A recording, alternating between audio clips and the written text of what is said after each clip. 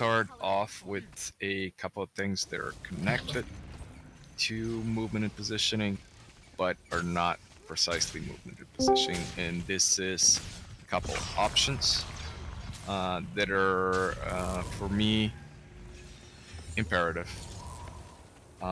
Number one, and this one is not really one that anybody has a choice. It's probably very useful outside of WVW as well. But in terms of WVW, if you want to be competitive in any way, shape, or form, you got to do this. And that is disable the double tap dodge. Disable it and set up a key for it. If you don't have a key for dodge and you're still using the double tap, do it right now while we're talking. Go into your options, set up a key for dodge, and disable the double tap dodge. Because ANET has third grade programmers, and the double tap dodge is bugged. Sometimes you'll double tap forward, and it will dodge backwards instead. But even leaving that part aside, double tapping means that you have to push the key twice. And on top of that, if you're moving in any direction and while you want to dodge, you have to lift off your finger from whatever direction you're moving, which stops your character. It's a disaster always around. So you need to have a key programmed for dodging. It, it's not an if or a but. It's an absolute necessity. The second one, it is similar, but that's a little bit more about convenience. Your A and D keys. Basically, you have two pairs of left and right keys. One pair is turn left and turn right. I don't even have them anymore because I've removed the turn left and turn right, so I can't even show you.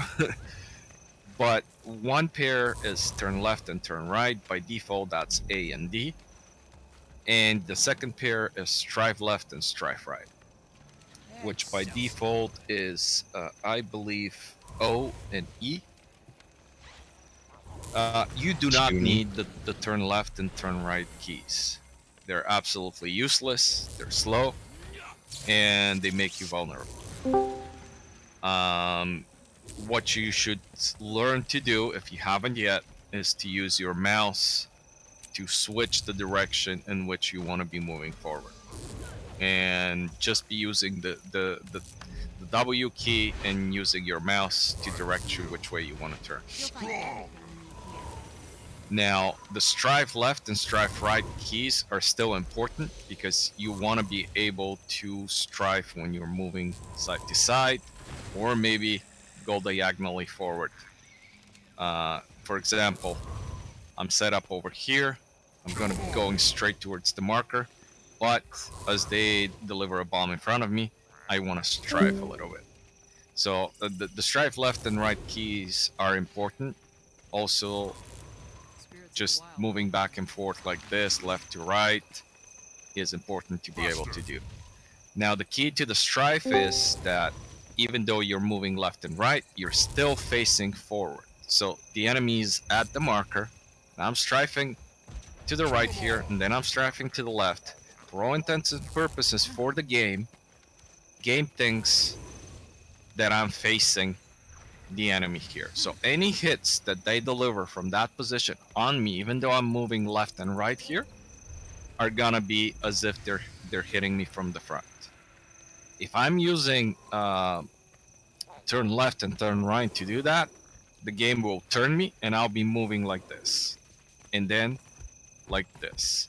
And any hit they deliver on me will be a flanking hit. The significance of this is that any flanking hits or hits from behind, generally there's plenty of traits, there's sigils, there's runes that activate additional bonuses for the attacker or additional penalties for the target. So being hit from the flank or from behind could increase the damage you're taking, or it can give additional buffs and boons to the attacker. This is why the strife is important, so that in any moment that you're moving left and right in a situation like this, you're still facing the enemy and you're not taking flanking hits. So my advice is remove the turn left and turn right keys at all. You don't really need them. Even in PvE, even in all other game modes, this will benefit you as well. You can have different keys and just use the different keys, and can manage it that way. But I would advise you to just remove it. So those are the two main things that off the start in terms of options you should have. Now there's a couple of other ones that are a little bit more optional, but you need one or the other. So just one sec. So this is the turnabout key. There is a turnabout key set option in the keys option that you can set a key to, and then when you're going forward, say I'm going towards the marker right here. I hit my turnabout key, and it turns me around 180, and I just continue moving forward. It just straight turns me around. That's your turnabout key. It gives you the ability to be moving forward and then to show back to the enemy and retreat. Often you will hear me calling for show back. We're pushing forward, and then I'm calling dodge back, show back, and reposition and turn around. The reason for that is to gain time on cooldowns and to get repositioning. I will explain a little bit about cooldown management and movement in a second, but just wanna point out that about turnabout. Alternative way of doing that is setting up a key for action camera. So the action camera is a little bit different because a cursor appears in the middle of the screen, and whichever way the cursor points, that's the direction you will be moving in.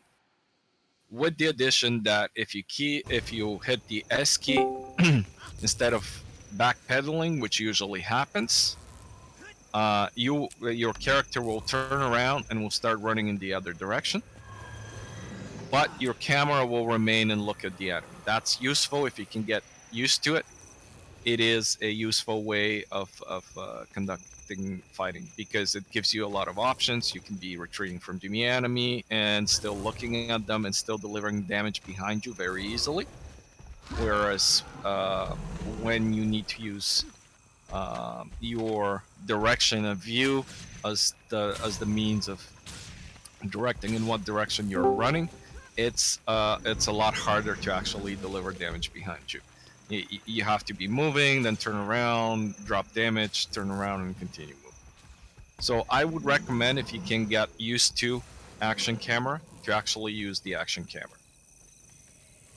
There is one drawback for the action camera, and that is dropping AoEs or ground-based skills right underneath you, because the cursor cannot go right at your feet.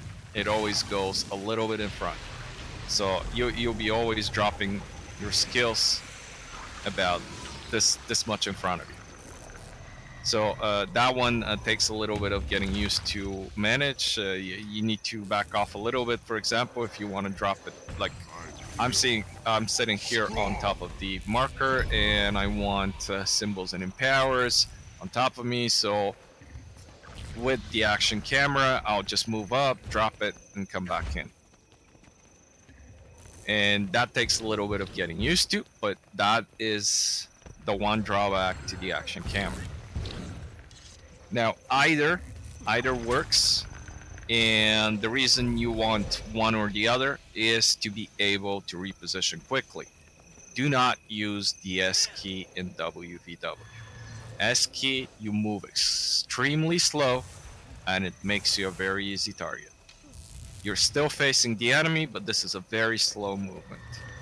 It will be very rare and in very few situations where that is useful and you can do that successfully. When you want to reposition, you want to turn around and move and get on the other side of the tag. So with that, I will go into some of the basic positioning and repositioning movements. Again, there's a couple of modes in terms of organization and movement. One would be sort of more melee oriented squads, and one would be a little bit more pirate oriented squads. I'll go over both quickly, and I will go over both in terms of range and closer engagement for both. Now, in the pirate situation, you will mostly get range, and you will rarely be going into melee. When you're going into melee, it's usually in mop-up mode, so the fight is usually over by then. So melee is more for when you're not in a pirate ship situation. Um, so if you're in a tight organized group, most tight organized groups are not going to be running pirate ship. That means that they depend on everybody being close for damage mitigation and for boon application, cleansing, healing, boon application, and concentration of damage. These are the groups you're most often gonna come across, and these are the groups you're most often going to be part of. The reasons are simple. The more people you have together, the more any damage apply gets split up among cases. Essentially, you're looking to target cap the enemy. That means you're getting more targets than the targets they can hit with their AoEs in a small area of space. So, for example, if everybody, please stack right here on the marker. Everybody stack, stack, stack, stack. Right. So everybody is there. I'm putting down an AoE right now. That affects 5 people, but because we have 20 plus there, only 5 will get affected by each pulse. So this is essentially how you spread out damage between all the members in a group.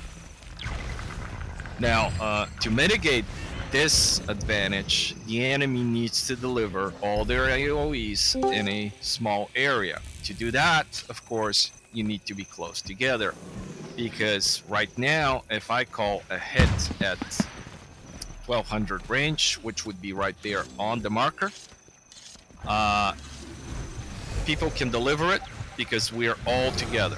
If we spread out a little bit like this, just spread out.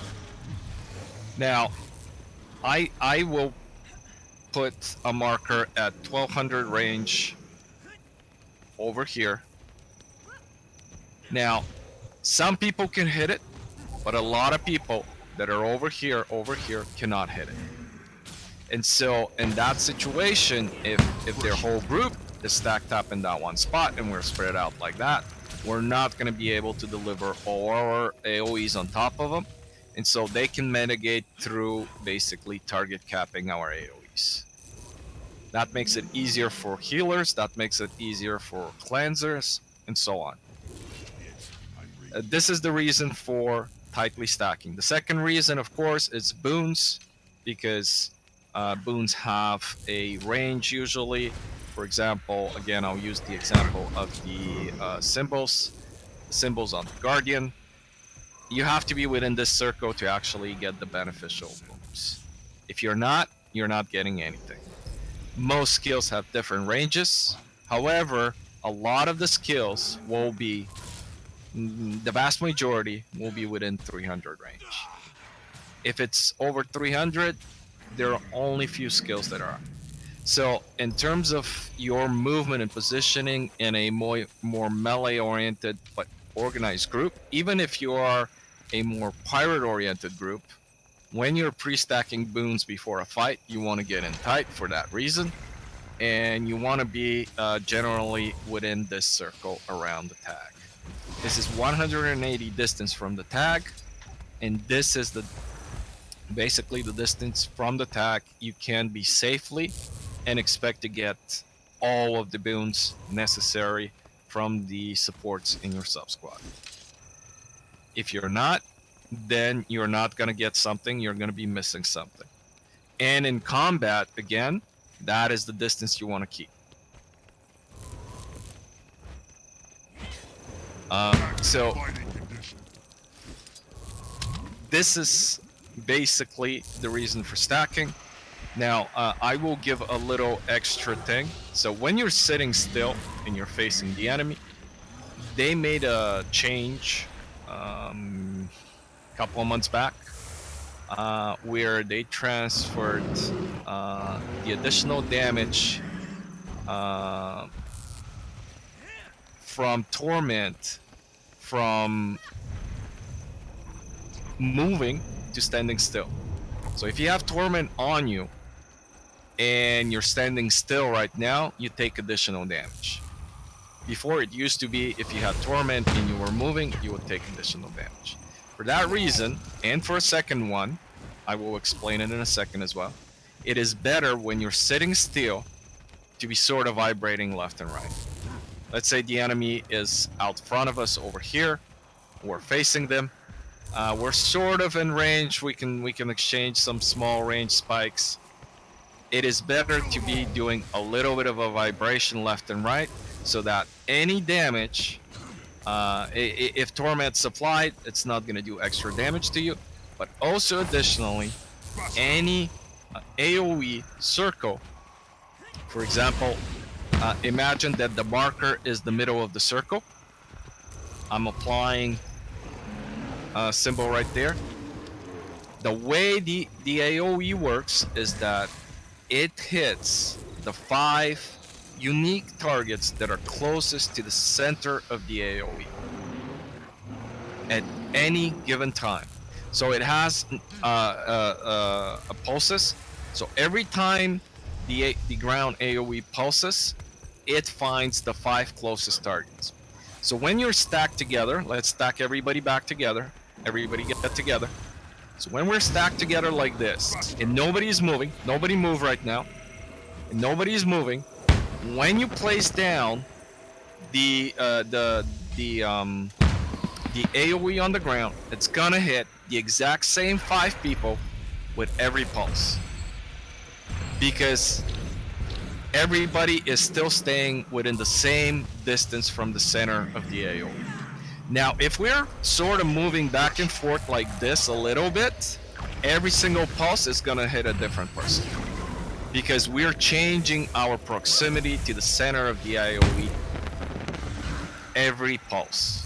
This is important because it helps to mitigate targets. That target capping that I was talking about earlier becomes even stronger like this, because you make sure that it's a different target that's getting hit with every pulse. That helps a lot in mitigating damage.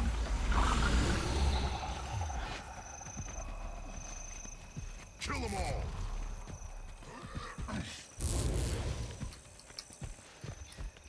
all.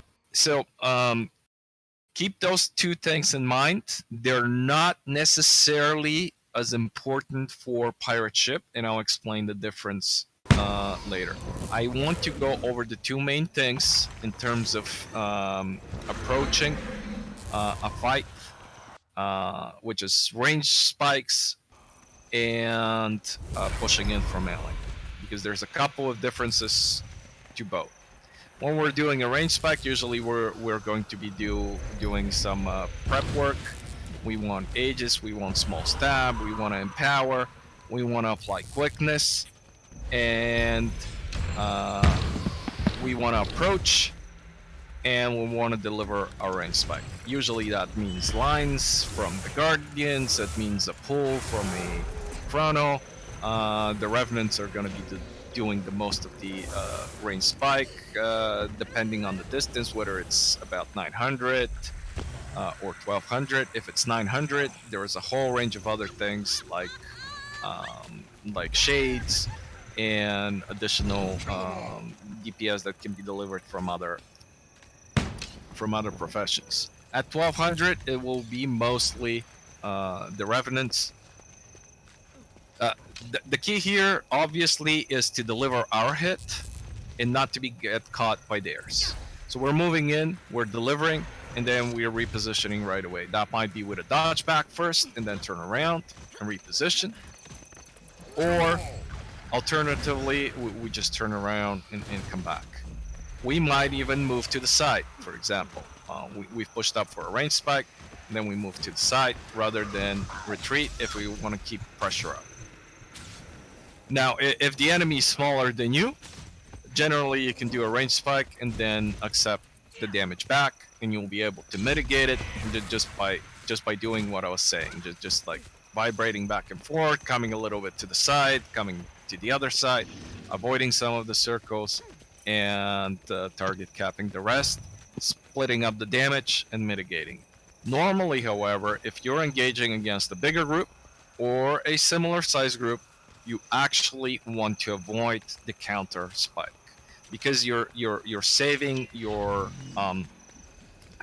sustain skills, and you're causing them to use up theirs. Even if you don't catch anybody, you don't down anybody, you don't kill anybody, you're still causing them to use sustain skills. That matters because in the next moment, now you have all of your sustain skills and they don't. And if they used a counter hit, they've also used up their range spike skills against you. So your range spike skills are on cooldown, theirs is on cooldown. However, they have expanded sustain skills, you have not. Advantage, you. That's why it's important to reposition, even though there isn't really a danger from their damage to you. Now, even if there isn't a danger for them to down somebody, you want to reposition so you don't use up skills that you don't have to. That is very important because fights come down to management of skills, management of cooldowns, and management of potential of damage versus potential to sustain.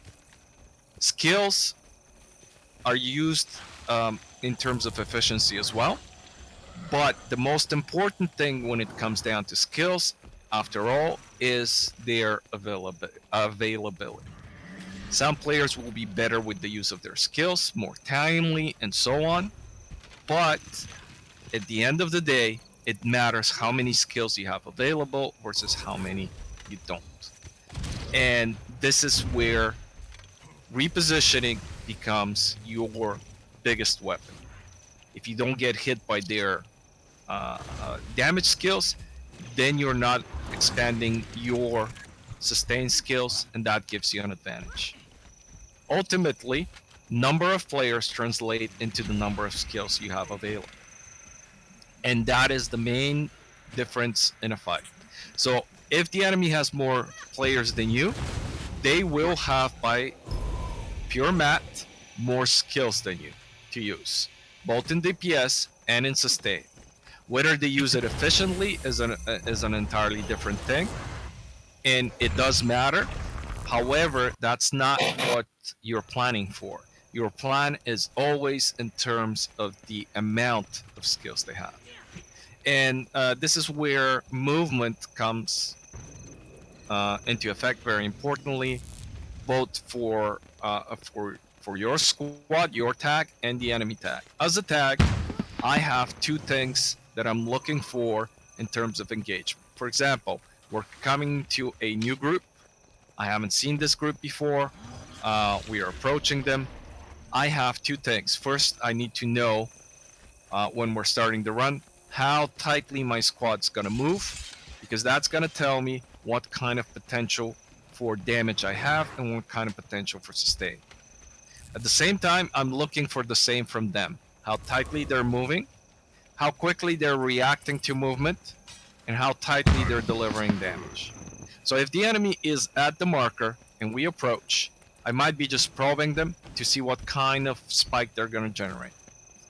And so if their spike is a grouping of circles, AoE right here, very tightly, I know that they're well organized and they can deliver a organized, tightly knit damage spike. And I know that they're gonna do a lot more damage with their damage spike or their bomb than if the circles are all over the place, for example, or they're not tightly stacked.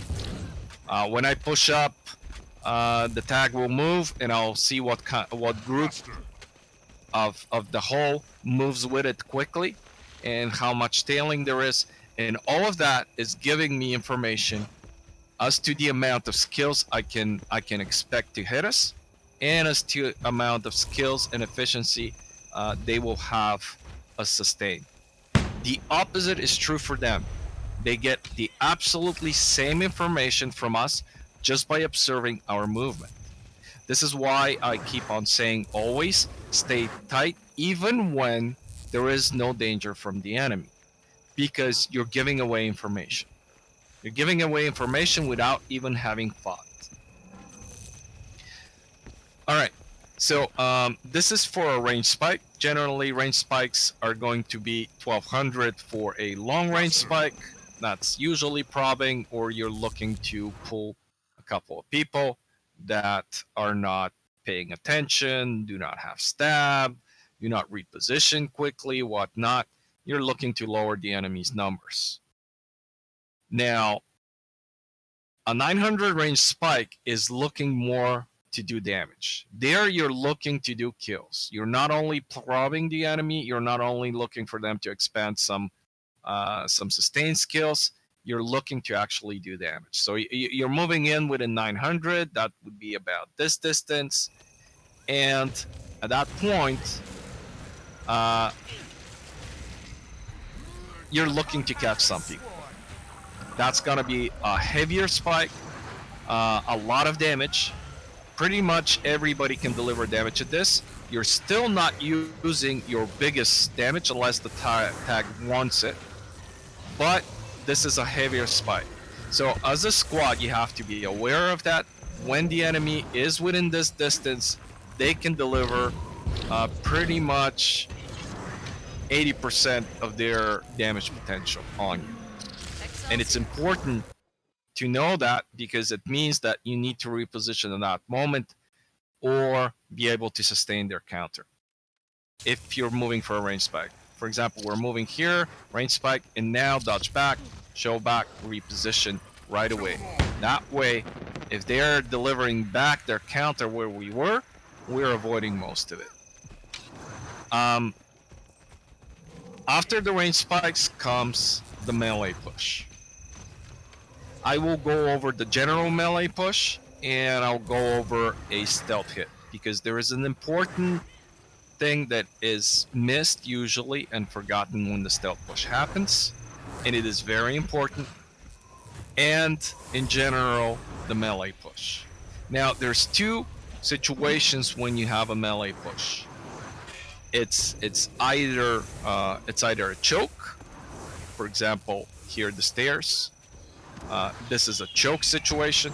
That means that there is some room, but there isn't enough room to be able to go around damage. So you will be going through damage for sure to get to the enemy. And then there is open field, which would be this situation here. So if the enemy is at the marker, you have many vectors of approach. And if they deliver damage in front of them, between us, we can go around the damage and get to them. In a choke situation, you cannot. Either way, you do not want to be pushing the enemy in a straight line. Again, I'm talking assuming that the numbers are equal or the enemy has larger numbers. Generally, the group with larger numbers is the one that's going to make the first move, but sometimes it's necessary to actually make a move when they have expanded skills, you have not, or they have expanded sustain, you have not. So you have an opening and the ability to do a lot of damage, so you're looking for that opening, even if they have bigger numbers. So if we're pushing to that marker, we're not gonna go straight to it, right? What we're gonna do is we're gonna do a little bit of a strife, like this, or the other side. Either way, what we're looking for is to avoid that direct line between the marker and us, because this is the biggest danger zone. If you're a revenant, or if you've ever used a revenant, you know that the roads go in a straight line, and your hammer 2 is always also a straight line. So the straight line in front of the head of the Zerg is where the most dangerous spot is, both in terms of CC and damage. So when you're doing the direct push, you want to be always on a, you want to be coming from the side. It doesn't have to be a lot. It doesn't have to be all the way from here, but it has to be a little bit to the side. Yes. So for example, the road, so you want to be approaching like this. So you're to the side of that. So sometimes you'll hear me push up right, bomb left. So we're moving right. Let's say they're retreating, and we're moving to the right of them, and we're bombing right here. When they readjust their sights and they start bombing to this place, we can reposition and continue pushing, and that way we're avoiding the meat of their bomb. Second thing about pushing in, and this is more for choke points, but even when it's not a choke point and you have to get to them quick, is dodging through damage. So let's come to the choke point right here. We'll go down below because it's easier to see. So for example, we have to push through this choke point right here to get to the enemy, which is right behind it. And they're gonna apply damage here. The moment we start pushing, they're gonna drop damage in front of us. At this point, you're not gonna walk through the damage, okay? What you wanna be doing is, once you have your aegis, your stability, you're dropping your roads just in case so that there's pulsing stability, or you might be dropping hollow grounds in the choke. That's also a good option for pulsing stability. At this point, once you get to the point where most of the damage is gonna be, you're gonna dodge through. Double dodge if you have to. And then you bomb, because you've gotten through their damage. Your dodge is a 300 range. So if you're sitting right here on the marker, a single dodge forward, that is 300 range. That avoids the vast majority of circles in the game. That's how powerful a single dodge is. 2 dodges avoids all AoEs in the game. There isn't an AoE in the game that is larger than 600.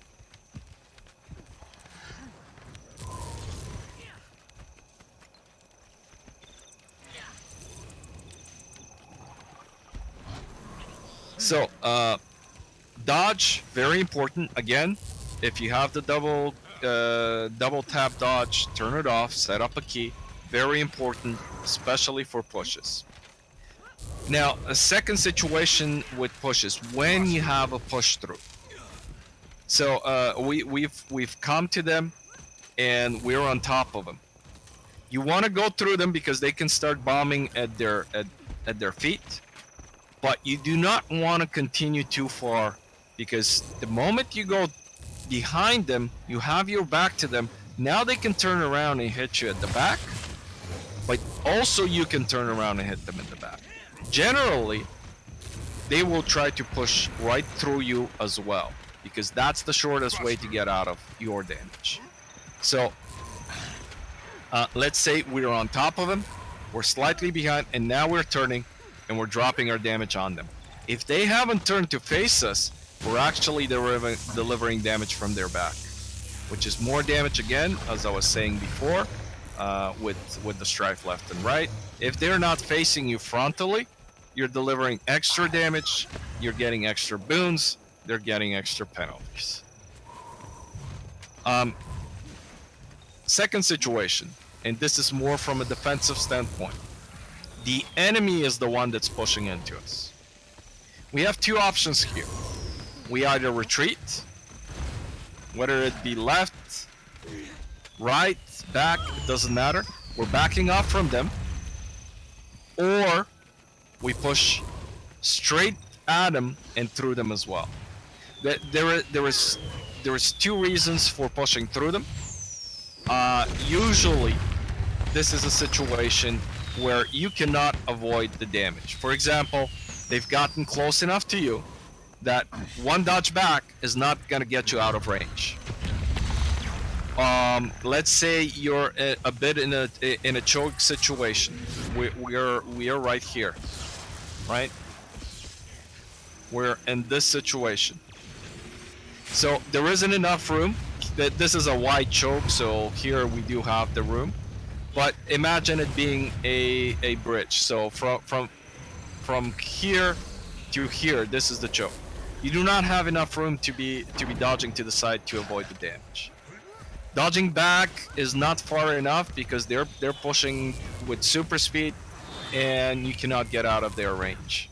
At that moment, your better choice is actually to drop your hologrounds in front, drop your roads, whatnot, and push straight back at them, and dodge through them and turn around.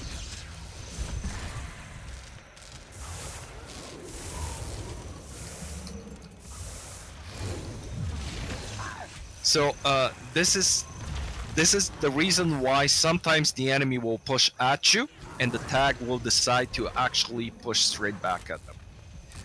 There's two things that are happening in that moment. First, as they're approaching and they get within range, they're going to drop damage on you, or they're going to drop damage behind you. They're anticipating that you will back off. Most of the time, people will back off. So let's say the enemy's here, they've approached to here. Where they're looking to drop their damage is either on top of us or behind us. So that if we start backing off, we're running into damage, or they're delivering the damage right on top. Now, in that situation, if we dodge forward, we're already out of both of those areas, and those are the high leverage areas for them. That's where they can get the most out of their skills.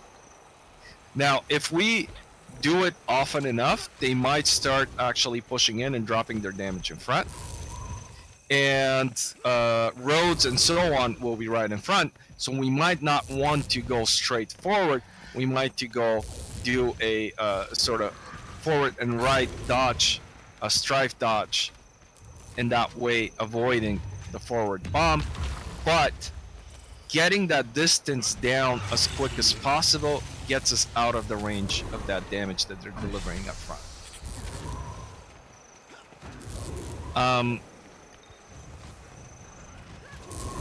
In terms of pirate shipping, and this is a little bit of a different concept. You're more spread out. It requires slightly different builds that are a little bit more self-sufficient. Now you'll come together and you'll get boons together because that's the most efficient way to generate boons. However, you have to have a little bit more self-stab, a little bit more stun breaks, things like that, which make mobility skills, which allow you to reposition quickly on your own. Because as we're spread out, you will not always have the support of the people around you from your subgroup or whatnot. And the second thing is the damage is delivered differently. So you're not gonna get as much concentration in damage. You're gonna get more carpet bombing. You still can concentrate an area because you're sort of circling around, and that's what you're looking to do, is getting on multiple sides of the big group, still within range to deliver your damage so that you can concentrate your damage. But it's harder to do. And individual players may get caught, may get pulled, and so on. It takes a lot more skill, and it takes different builds to pull off. But that is generally the situation. And whenever a tightly moving group that it's more melee oriented is pushing into a cloud, the cloud will generally not be pushing back. They will be retreating, dropping stuff at their feet, and looking to get the melee group to run through damage towards them. And once they start seeing downs happening or generated, or seeing a tail, catching the tail behind the group, then they're going to start moving in closer so that they can deliver additional damage. That is generally the tactic. Ultimately, a well-organized group that moves together tightly will overcome equal numbers of a pirate ship group. If the pirate ship group has a lot more numbers, then even a very tightly organized group can be overwhelmed. But the general situation is that the tighter you get people with even numbers, they will outlast and overwhelm any pirate group. Skill level can compensate a little bit, but it's not good enough. All right, I will leave it at that for today because this has been going on for probably about 40 minutes now.